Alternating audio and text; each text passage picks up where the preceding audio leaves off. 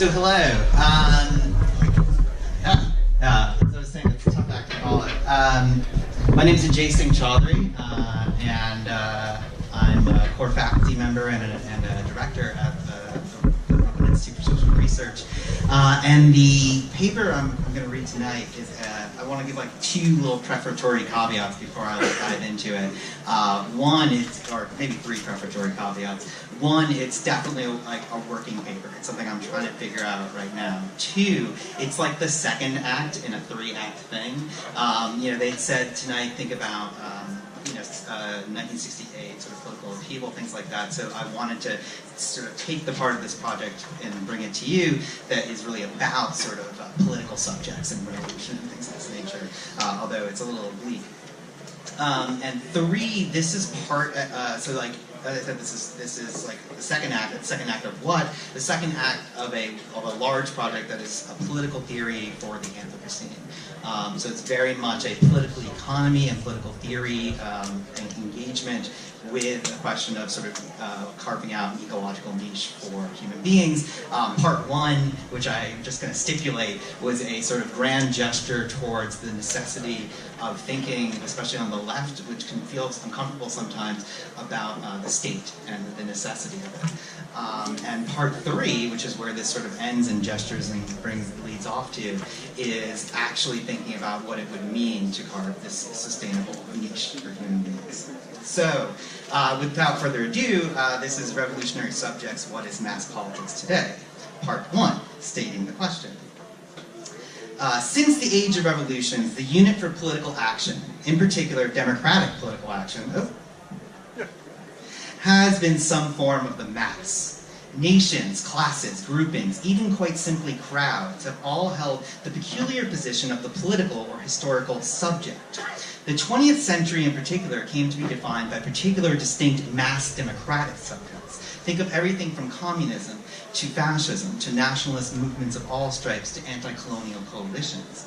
All have been defined in some sense by what, on the one hand, Carl Schmitt famously noted as the friend-enemy distinction, the very definition of the political as agonism, that which you can elevate to the level of state violence. Politics is, to turn around Clausewitz, merely war by other means. And on the other hand, what Elias Canetti simply called the crowd, a mysterious and universal phenomenon. But a funny thing happened on the way to the end of history. Where it once seemed almighty, inescapable, the political, although by no means power itself, has shrunk. In a bizarre inversion of the famous formula of Thomas Hobbes, one can hardly say that the political is sovereign.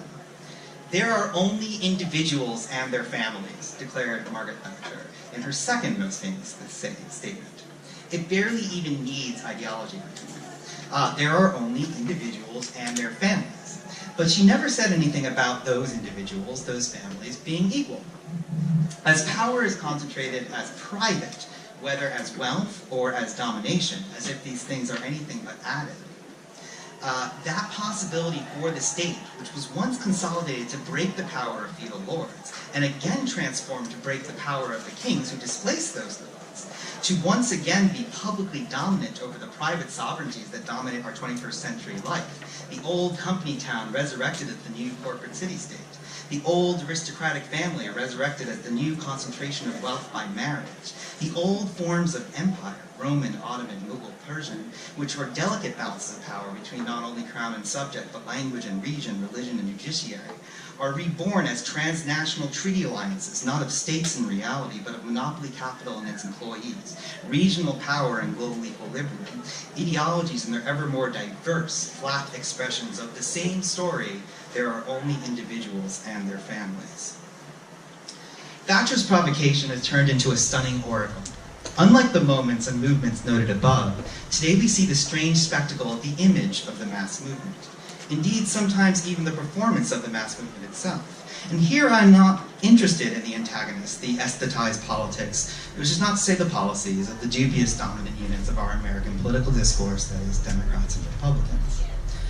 The political, in the democratic form, has come to define the modern age. It's decimated. Here, democratic does not refer to a set of procedures or ideals of representation, but rather both mass in scale and mass in effect. The underappreciated critical theorist of law and economy, Franz Neumann, wrote towards the end of his life, "In a democracy, political power is to be rationally employed, not only to keep private power down, but positively to shape a decent existence. This is often ignored. Thus, it is claimed that democracy is nothing more than a system of liberties which rest on natural law. Today, such theories are almost uniformly anti-democratic theories." End quote. I would add, today's such theories are almost uniformly, I would add that today's such theories are precisely what is prescribed by self-appointed defenders of liberal democracy. Those who shake off mass movements of the right and left with the same gesture. Those who can only speak of the negative rule of law, but never of the purpose of democracy beyond guaranteeing those ever-reduced and redefined negative rights. Those who openly fear the entry of the mass into the organs of political power, movements, parties, governments, states. Those whose counsel to the dissatisfied, to the exhausted, is better adaptation to the system of their exhaustion. Do little more than protect private power, protect wealth and domination in all their forms, from the most powerful technology of the mass, the democratically sovereign state. But in the wake of centuries of mass movements, the question remains, what is mass politics today? Are any of the subjects of yesteryear, the liberal citizen, the class, the nation, the proverbial movement of movements, the party, allies, comrades, the new subject of politics, the new mass agent of fundamental, dare one even say, revolutionary transformation? To answer this, we must begin with a simpler question. What was the subject? Part 2, what was the subject? The idea of the subject, that is the political subject, has a strange simultaneously dual meaning. The agent of political action, but also the object of political power, often perceived as alien, often quite accurately perceived as alien, a la subjects of the crown. There is another way to trace the meaning of the subject, though, through a more linguistic or metaphysical direction. It is not that these are questions that do not fascinate, that they do not point in directions for meaningful investigation or speculation. But I want to push to separate that which fascinates for scholastic reason from what seems to be a dead end for political thought. This is not to subordinate such investigations. If anything, the freedom, the pleasure of such thought and further thought is to move beyond the more trivial and boring measure of the political. So what I am sidestepping here is the relationship of the subject of politics, particularly of mass politics, with the subject in language. The idea of, say, the Kantian subject as a metaphysical necessity for knowledge itself, or the more anthropological notion of subjectivity, in more common language, the basic question of how any of us perceive and live in the world. One of my goals is to name the political, and even while claiming its functional dominance, also limit it. Our inquiry is about common needs, not universal beings. Common feelings, not transcendental knowledge. Potential mass action, not internal individual life. In the liberal period, though, as exemplified from, say, Hobbes through Rousseau, the subject appears not as the obedient object of power, as expressed through the crown and ultimately God, but rather as the constituent power of the sovereign, Hobbes, or as itself the author of sovereign authority, Rousseau. But these positions, subject of the crown, citizen of the commonwealth, can be seen as ideal in the philosophical sense. Hobbes, the materialist, held strictly to a sense of added powers, but most of the conceptions hover as abstractions over actual time, history and natural history, and space, matter. I.e., in philosophical jargon, they are transcendental concepts. One of the great innovations of 19th century European political thought, and one thinks in particular of Hegel and Marx here, is the question of why now? The question of history. It's not so much that Hobbes, Locke, Rousseau, and especially for this new philosophical universe, Kant, are wrong, but rather, why did these ideas emerge, when, and how they did? Would they undergo further changes and transformations over time? For Hegel, what had been timeless in these previous accounts is turned into a process. Kant is not discovering timeless truths of human reason, but rather is a stage in the unfolding of reason itself. Of Geist, it's a wonderful German word that means everything. That is to say, reason, spirit, mind. What I can revise. This then, reason, a universal idea, becomes the subject of history, its chief agent, its driving force. With new formulations of the subject constructed this way, philosophers and political thinkers, actors and leaders began to move away from mechanical tales of subjects and citizens, and a new figure appears as industrialization, urbanization, clustered people together, the mass. Mass politics. One could perhaps see this prefigured in Rousseau's General Will or Hobbes' composite sovereign. But even in these idealizations, the imagined communities, to use Ben Anderson's apt phrase, were small city-states, or small country formations at best. But the unit of the mass in the 19th and 20th century takes on myriad new forms: the nation, the people, the class, the race, the crowd. Depending on how it is read and who is doing the reading, Hegel's Geist could be read as working itself out through any of these mediums. In this logic of history, there would develop one pinnacle point, based through reason, that stands in as the universal subject of history. In contrast to the subject of politics I began with, this would be totalizing and complete. Channeled, for example, through world historical individuals, Napoleon is the example par excellence. But truly, you see it erupting in moments of great political transformation, like the French Revolution, which put people and nation on the world historical stage. And as perhaps subversively as many have argued, the Haitian Revolution put race, understood more differently in the early 19th century, and freedom itself in the center of the story. We see in historical moments like these, according to Hegel, reason essentially taking form, actualizing itself through a mass event. The French Revolution for Hegel was the latest unfolding of the world spirit, of reason on the historical stage. And here, philosophically, we find the idea of revolution as radical rupture, as breach with but also fulfillment of the past. Whereas earlier liberal thinkers like Locke had posited a right to rebellion and appeal to heaven, as he called it, over the state. What we see in Hegel is not a return to a previous state of correct order, but rather a further sharpening of reason through the course of history. This vision of history as necessary progress, as rational, as always moving forward, driven by reason or progress, is as popular as it is wrong. Part 3, what can be the subject? Marx, in the famous phrasing, turned Hegel on his head. Marx noted that it's not ideas floating ethereally above the material world, or even being channeled through it, that drive historical and political transformation. Rather, we, human animals, have needs, wants, and desires, and we work, create systems, and otherwise carve out a part of nature to service these. This, in turn, creates what, in Marx's terminology, gets called a superstructure. The very ideas that Hegel saw running the show are merely the reflection and the justification for the mode of production, the dominant way in which humans fulfill these needs.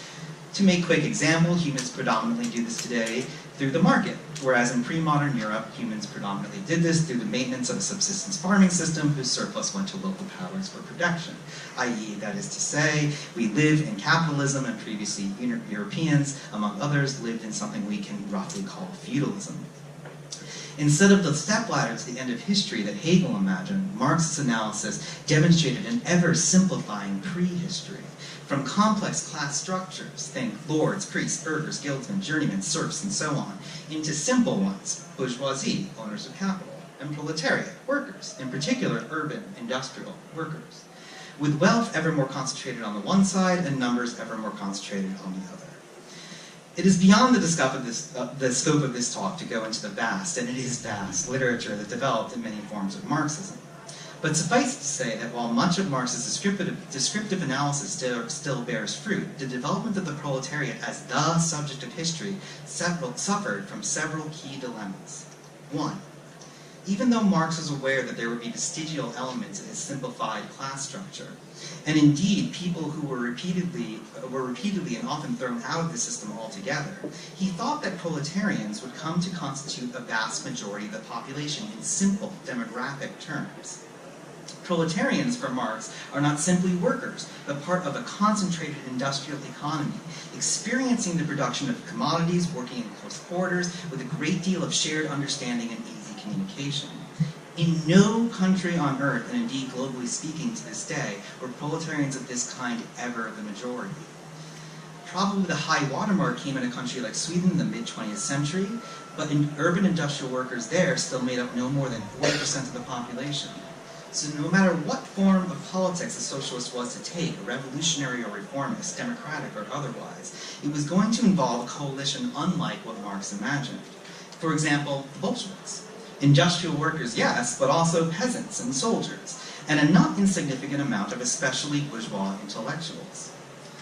The counterexample to revolutionary Bolshevism in the Marxist imaginary often lies social democracy, particularly in places like Sweden.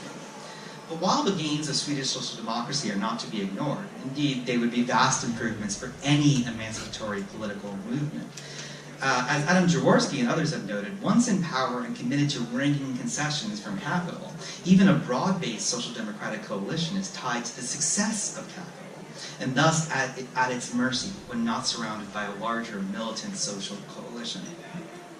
Sweden came very close to the social democratic vision of simply sailing across an invisible line between capitalism and socialism in the 1970s with what is called the Meidner Plan, which would have slowly over the course of some years transferred ownership of private stock from private hands into democratic control and moved profits from the pockets of the bourgeoisie into dividends for all.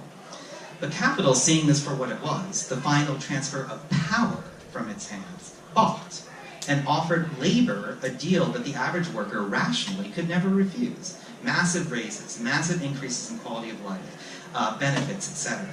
Many contemporary social democrats with whom I greatly sympathize, and again whose policies would be beneficial if enacted, fail to see that this is a fundamentally rational decision for the labor portion of this coalition, if not ensconced within a much broader movement for liberation, far beyond the confines of concessions from capital.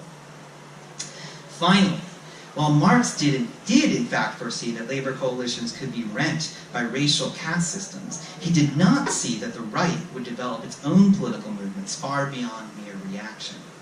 While later Marxist thinkers like Gramsci took seriously that the political terrain was real and had its own rules, Marx did not see the rise of different political movements of the right, foresee them, like fascism in the 1920s and 30s and neoliberalism in the 1970s, that would split many workers, and beyond that, pull liberal elites away from their once so revolutionary Republican commitments.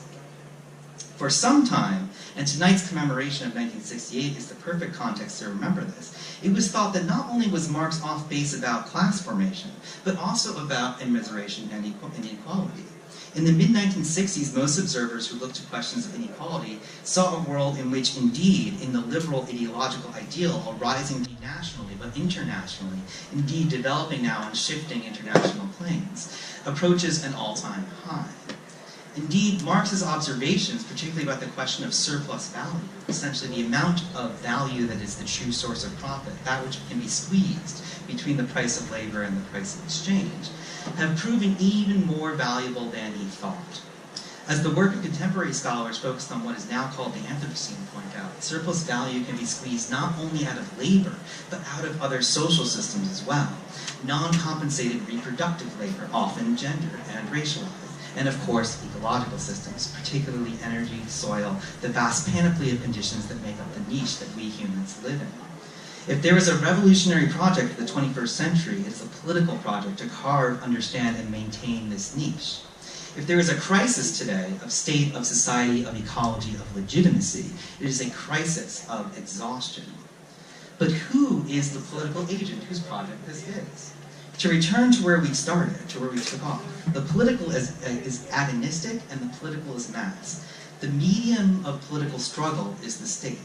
To return to where we just landed, there is no automatic agent of history, no deus ex machina that comes pre-formed out of crisis to resolve the contradictions of our society.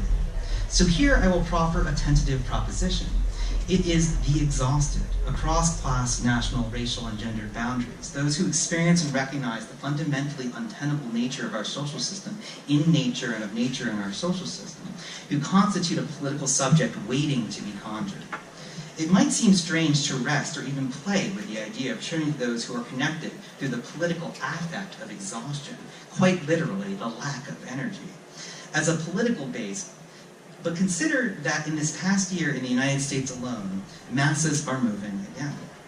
Nearly 3% of the population took part in mass protest actions this past year. Many look at this and see an incoherent mass without form, idea, or focus. But this is mobilization in search of ideology. Our seemingly omnipotent global supply chains and local tyrannies show each other their cards of surplus value, of where they are exhausted, to those adjacent to them now on a daily basis.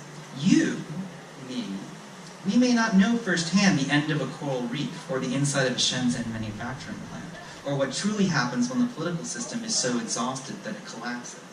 But each of these places constitutes a location on the chain of exhaustion that can simultaneously, locally, and transnationally constitute a political subject, not in search of the end or beginning of history, but rather capable still of agitating for that sustainable niche which is luxurious rest. This is not an obvious subject. For one thing, it does not share subjectivity, but it does share an experience, the unsustainability of our moment, and it can be placed within a comprehensive political program for democratic sovereignty over private power, for domination, not over nature, but over the sated, the satisfied, and the safe. It knows restraint only as the preservation of the minimum of negative freedom that constitutes the foundation of positive freedom, and its program is neither romantic longing for the past nor utopian techno-futurism, but rather, as Walter Benjamin once pushed us to look, a politics of the now, a geological composite of past and present crystallized into our moment, arrayed against the ever-proliferating forces which look to extract as much value as they can, as fast as they can, and increasingly, and this is truly beyond the work that Marx ever imagined, without necessarily a care for the reproduction of society itself. If there is a we that is to be constituted, a political subject worthy of our moment, it will be arrayed against these extractions of surplus value across our organic, social, economic, political systems. It is our task to help bring into focus the places where the exhaustion of one is the exhaustion of the next, where we see surplus values and their necessary elimination. This is a fundamentally political task. This consciousness must become political, such that all who are constituted through it are understood, regardless of personal disposition or intent, as friend. Thank you.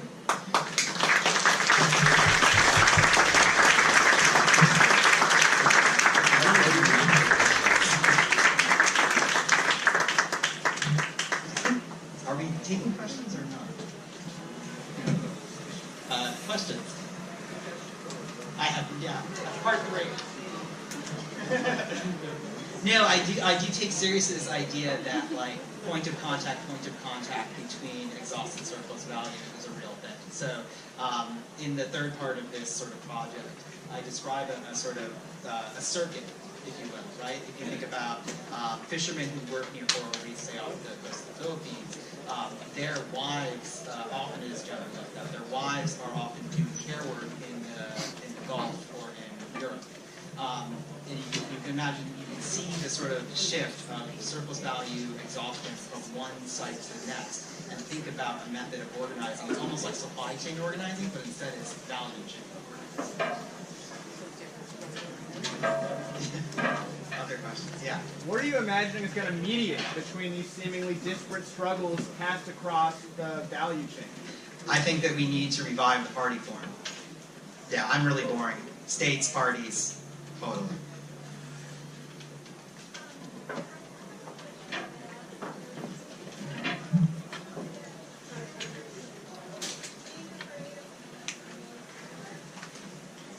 Yeah. Sure.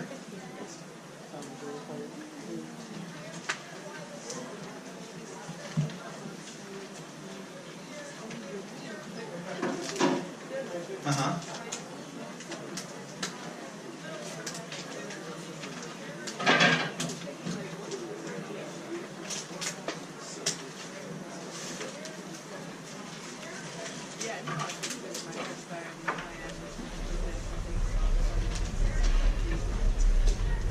Yeah, I don't actually, the way I see it is ever so slightly differently, which is that I think legitimacy in the modern age is fundamentally democratic and mass. So the more that you limit politics by saying, okay, we're going to keep this, like, think of like something like Sheldon Bolin, right? We're going to limit this, we're going to keep this amongst a narrow elite, and everyone else can sort of check in every now and then. You're ceding the democratic side of the story to the right altogether. And I don't see this as, you know, like SPD versus KPD in like 1920 or something like that. It's like this is fundamentally political center and political left today share very few values. Okay, I should probably. Yeah, I feel like they told us not to take questions. Yeah. Okay. All right. Thanks.